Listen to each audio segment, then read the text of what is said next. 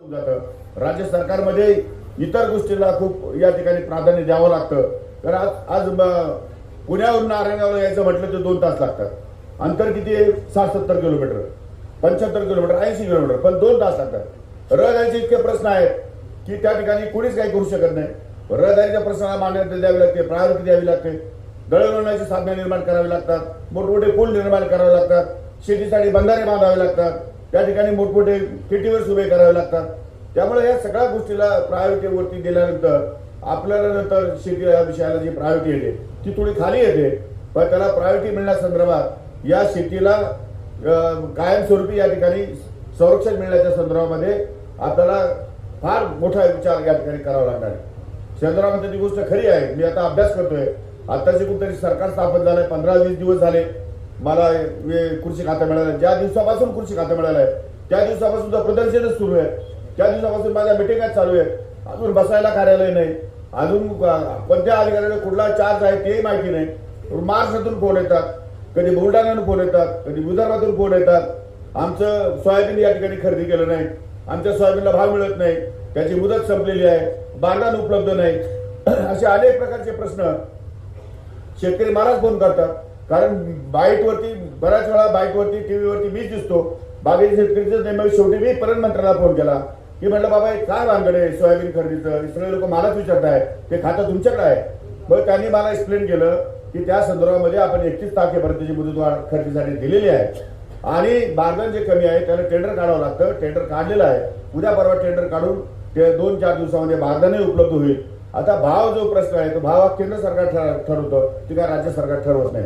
त्यामुळे भावाच्या बाबतीमध्ये मी केंद्रीय मंत्री बरोबर चव्हाण साहेबांच्या बरोबरही बोललेलो आहे. त्या संदर्भात चर्चा चालू आहे. कांद्याच्या निर्यात मूल्यावरती त्यांच्याशी बोललेलो आहे. त्यामुळे आपल्या शेतीचे 50% प्रश्न हे केंद्राशी निगडित आहे, केंद्राच्या धोरणाशी निगडित आहे. केंद्रातून धोरण येऊन, केंद्रातून अनुदान येऊन आपल्याला शेतकऱ्यांना द्यावं लागतं.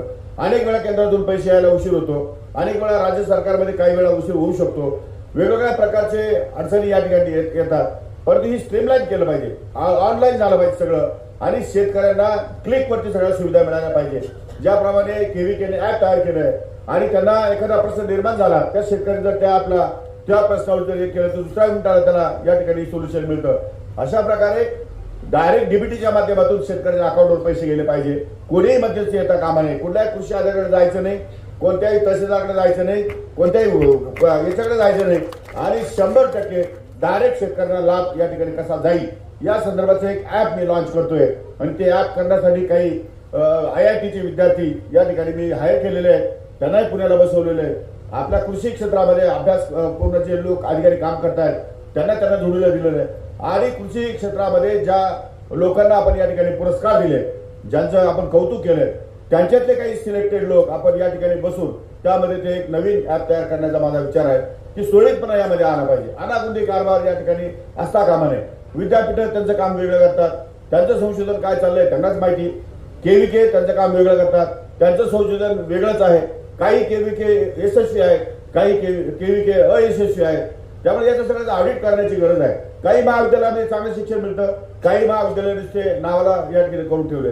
त्यामुळे अशा प्रकारचं खूप मोठं या ठिकाणी अनास्था या संपूर्ण कृषी खात्यामध्ये या ठिकाणी मला बघायला मिळते. अजून तर मी काही या ठिकाणी बघितलेलं नाही, परंतु त्यामध्ये माझी धारणा आहे, पक्की आहे की या क्षेत्रामध्ये आमूलाग्र बदल केला पाहिजे.